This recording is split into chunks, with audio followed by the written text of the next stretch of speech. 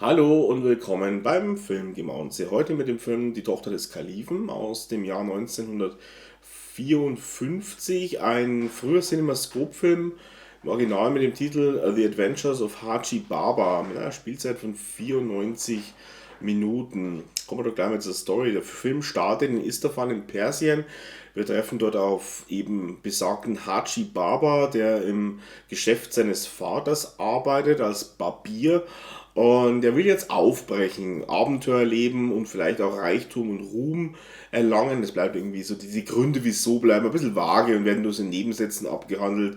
Er ist auch bereit, bei Abenteuern jeder Gefahr zu trotzen, weil er ist jung und das packt er schon. Und naja, gut, er macht sich halt dann auf und er trifft dann unterwegs auf die verkleidete Prinzessin Fassia, die sich aus dem Palast rausgeschlichen hat, denn der Vater wollte sie wohl zu einer Zwangsheirat, einer politisch bestimmt günstigen Zwangsheirat, bringen und sie will eigentlich lieber den rivalisierenden Prinzen Nur Eldin heiraten. Und so kommt es, dass Hachi als Eskortin und dient, um die Prinzessin zu diesem besagten Prinzen zu bringen.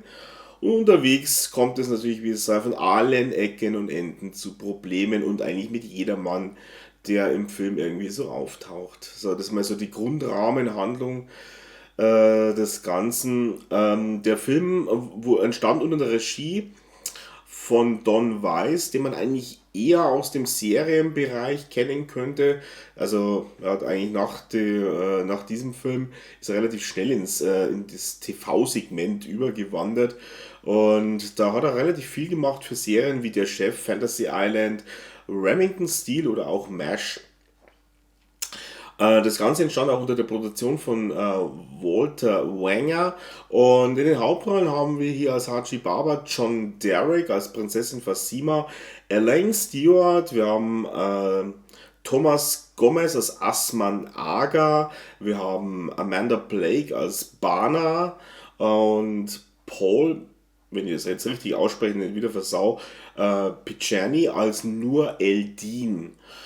So, die Tochter des Kalifen ist ein Film, wo man fast glauben würde, dass er irgendwie so, man wollte ihn wohl vergessen oder er ist auf jeden Fall sehr in Vergessenheit geraten. Man findet auch kaum Infos, nicht mal auf den einschlägigen Vintage-Filmseiten über den Film. Und es gab auch nie so richtig einen DVD-Release. Es ist erst jetzt eigentlich, vor kurzem gab es für den Film eine Blu-ray-Release in HD neu abgetastet. Da kann man auch nichts sagen. Die Version jetzt, die jetzt hier vorliegt, ist gerade was Bild und Ton angeht, einwandfrei, kann ich nichts bemängeln. Für das alte Material, glaube ich, hat man sich da wirklich bemüht, noch was rauszuholen. Letztendlich, der Film wurde damals vom Harvard Lampoon zum schlechtesten Film 1954 auserkoren. Und ja, schauen wir mal, ob er diesem Titel auch gerecht wird. Eine nette Nebeninfo schon mal, fangen wir damit mal an. Wir haben ja hier auch als Bana die Darstellerin Amanda Blake, die die meisten vielleicht kennen könnten, als Miss Kitty aus der Serie Rauchende Colts. Und die Rolle hier war ein Jahr, bevor sie die Rolle als Miss Kitty angetreten hat. Also durchaus interessant, sie hier vorher schon mal zu sehen. Sie spielt eigentlich spielt sie die Anführerin einer, sagen wir mal, Truppe von entflohenen Haremsdienerinnen, die dann so ein bisschen im Amazonenkriegerinnen-Look dann herumlaufen und Leute überfallen. Vor allem die Leute von Nur Eldin, der ja quasi als der Schurke des ganzen Streifens dient. Der Film ist in erster Linie ein B-Movie, das sollte man gleich mal wissen. Es ist keiner der ganz großen. Es ist eine Mischung aus Abenteuerfilm in einem orientalischen Setting und auch zu einem großen Schwerpunkt eine Romanze. Ähm, Das Budget des Films kann mit Sicherheit nicht ausreichen, um mit den ganz Großen mitzuhalten. Es ist kein großes, episches Abenteuer, also dafür hat das Budget bei weitem nicht gereicht. Aber man merkt im Film an, dass er mit den vorhandenen Ressourcen eigentlich relativ viel rausgeholt hat, was wahrscheinlich möglich war. Und es ergibt dann am Ende dann ein paar spaßige Szenen und visuell schöne Darstellungen. Also das sieht man wieder, wie man mit wenig eigentlich auch viel machen kann. Und das ist hier durchaus gelungen. Der Film hat einen Überhang, würde ich jetzt mal sagen, zu dieser bereits erwähnten romantischen Seite, balanciert aber relativ gut zwischen Emotionen, Humor und Action. Das ist, hält sich gut die Waage, würde ich sagen. Und es ist auch so, dass sich jetzt keiner dieser Eckpfeiler irgendwie erzwungen im Film anfühlt. Es könnte auch ganz schnell passieren, dass man da in irgendwas abrutscht, aber nein, tut es nicht. Und das fand ich eigentlich ganz anständig. Positiv auch, dass die beiden Hauptdarsteller hier John Derek, Elaine Stewart, das Geplänkel der beiden ist relativ schön anzuschauen im Film und bleibt eben dann auch in einem glaubwürdigen Rahmen. Das ist auch immer etwas, was ich sehr schnell zuspitzen könnte in Albernheiten, ist hier auch nicht der Fall. Wenn ihr jetzt Abenteuerfilme mit sehr viel Action mögt, dann muss ich jetzt ein bisschen eine Warnung geben. Der Film setzt Action-Szenen nur sehr sporadisch und gezielt an. Er ist meistens relativ geerdet und da sollte man vielleicht nicht zu viel erwarten. Die Action-Szenen, die drin sind, sind handwerklich in Ordnung. John Derek ist eben ein sehr agiler Darsteller, der das auch gut übertragen kann. Also von der Seite ist es in Ordnung, aber die sind wirklich nur ab und zu vorhanden. Die Gewichtung des Films liegt halt eben auf diesen romantischen Anteil des Films und das sollte man hier immer ein bisschen im Hinterkopf behalten. Das Produktionsdesign des Films ist anständig. Man hat an netten Locations gedreht, das sieht auch relativ gut aus. Und das gleiche gilt eigentlich auch für Kostüme und die ganzen Set-Effekte. Wie gesagt, immer unter Voraussetzung, dass man hier wahrscheinlich nicht mit dem Budget aus dem Vollen greifen konnte, aber man hat das Beste draus gemacht. Kommen wir mal zu den Hauptdarstellern. Wir haben hier John Derek, den die meisten wahrscheinlich jetzt eher in Verbindung bringen wegen seiner Ehefrau und Sexsymbol Bo Derek.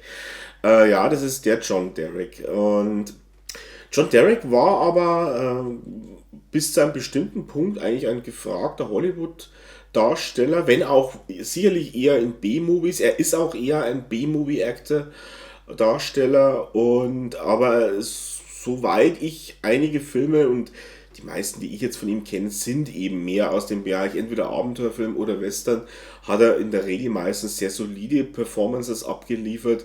Vielleicht nichts Weltbewegendes, aber er ist auch kein schlechter Darsteller. Ähm, und auch hier würde ich jetzt mal sagen, die Tochter des Kalifen, seine Leistung ist jetzt nicht besonders beeindruckend, aber sage jetzt mal, für so die romantische Hauptrolle ist sie irgendwie dann doch wieder passend. Das kann er nämlich und er agiert hier relativ locker und agil. Ich würde mal sagen, bis auf die ganz dramatischen Momente im Film funktioniert diese Art von Schauspiel auch relativ gut. Wenn es dann ein bisschen dramatischer wird, das nimmt man ihm vielleicht jetzt nicht immer ab. Es ist nicht ganz so effektiv dann von ihm, aber es ist trotzdem. Aber im Großen und Ganzen würde ich mal sagen, er war damals ein attraktiver Mann und für die Rolle des Liebhabers ist er auf jeden Fall sehr geeignet gewesen und das nimmt man eben auch ab.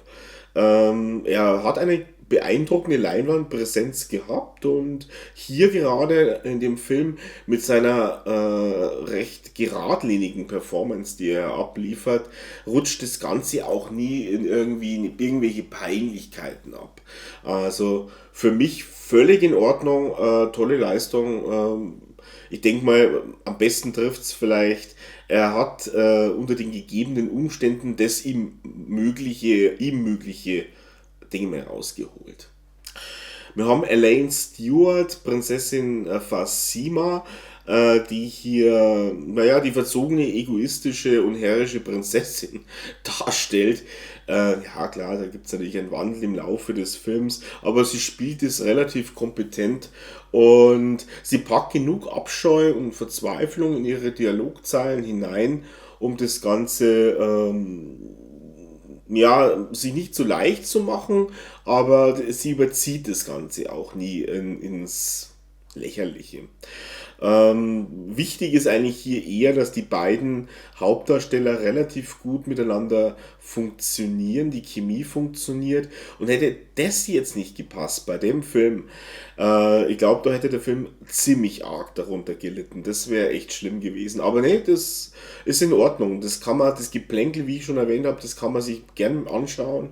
Und das ist eigentlich dann auch einer der ganz großen Pluspunkte des Films, dass das sagen wir mal so, diese Eckpfeiler des Films hier schon mal richtig solide steht. Interessant ist auch dann noch der Schurke Nur Eldin, den man wirklich bis zum Mittelpunkt des Films eigentlich erstmal zurückhält. Der bleibt erstmal ein Mysterium, bis er dann wirklich einmal auftreten darf in pechschwarzer Kleidung und hat ein unzuverlässiges Grinsen, kalte Augen und das auch dann erstmal Hachi, der auf ihn trifft, erstmal ein bisschen in Furcht versetzt, der dann nicht so handelt, wie er eigentlich handeln wollen würde. Schon mal erster guter Eindruck von dem Darsteller.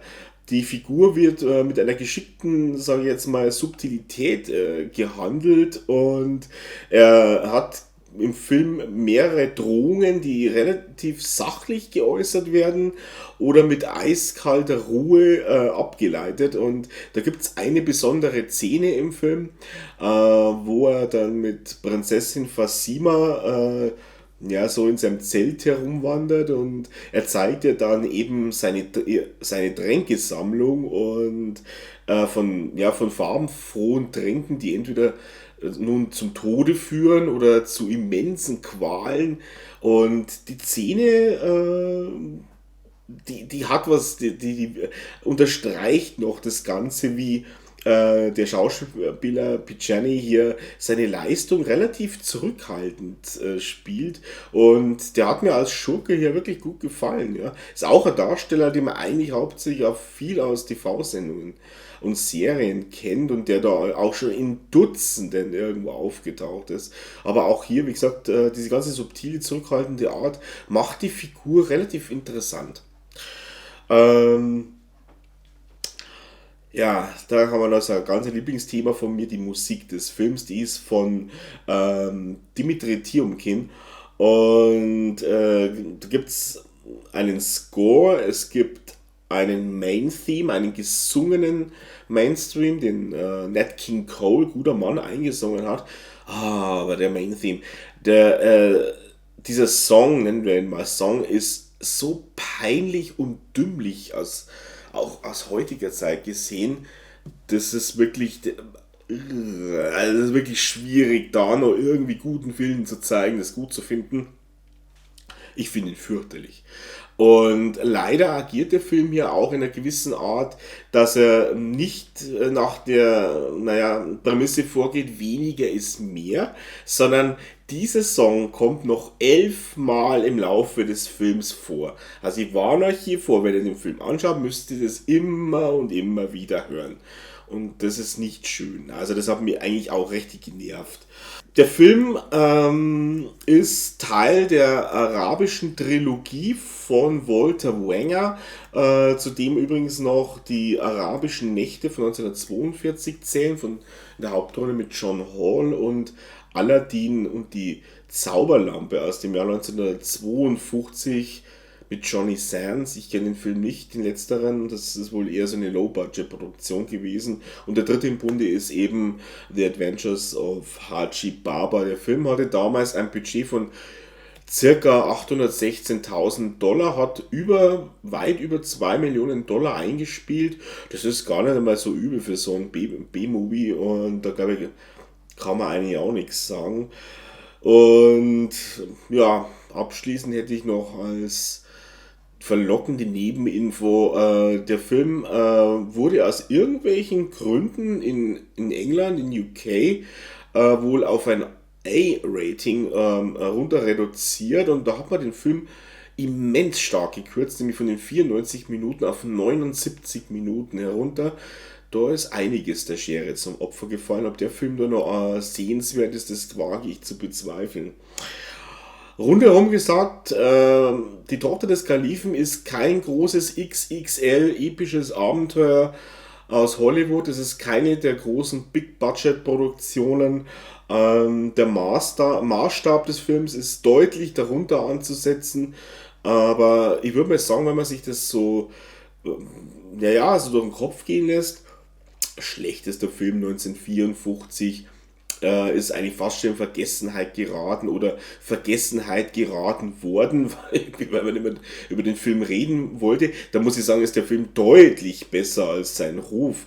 Er ist kompakt und solide inszeniert, und die ganzen Details, die ich hier genannt habe, auch das Produktionsdesign ist für das Budget völlig in Ordnung und funktioniert für mich auch. Und am Ende hat er doch einen recht hohen Unterhaltungswert gehabt und hat mich eigentlich gut unterhalten. Also ich will ihn jetzt nicht zu hoch loben, aber ich bin gern bereit, dem Film 6 von 10 möglichen Punkten zu geben. Und damit definitiv, wer mit dem Genre was anfangen kann, so kann durchaus mein Auge riskieren. Also da kann man nicht wahnsinnig viel falsch machen, würde ich sagen. So, das war's dann an der Stelle mit dieser schönen Classic Review. Ich wünsche euch jetzt eine gute Zeit und schaut euch vielleicht mal wieder einen schönen Film an. Vielleicht eben irgendwas aus arabischen Gefilden, mal wieder was anderes. Und wir sehen uns bis zum nächsten Mal. Und ciao.